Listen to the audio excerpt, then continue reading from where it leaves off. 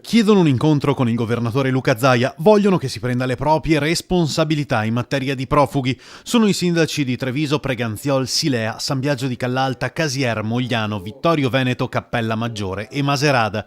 Si sono ritrovati in mattinata e hanno deciso di scrivere al presidente della giunta regionale perché, dicono, i primi cittadini non possono fare i supplenti della regione. Anzitutto cominciare davvero nei vari livelli istituzionali a mettere da parte la campagna elettorale, la propaganda e la strumentalizzazione, perché questo non serve più a nessuno. Da chi è abituato a guardare i problemi per risolverli bisogna mettersi davanti e le richieste e le segnalazioni che vengono portate, ascoltarle e capire dove intervenire. Presente alla riunione anche Maria Rosa Pavanello, presidente regionale ANCI. La Pavanello critica la mancanza di un hub regionale e poi attacca il Viminale. Non ci hanno ascoltato sull'invio dei profughi nelle località turistiche. Con la bella stagione si era detto attenzione, almeno preservare comunque l'economia di un territorio viste le grandi difficoltà che ci sono e si era detto che doveva valere per tutte le regioni di prestare attenzione ai comuni turistici, era stato detto. Il Ministero dell'Interno sostanzialmente ha disatteso questa vostra indicazione?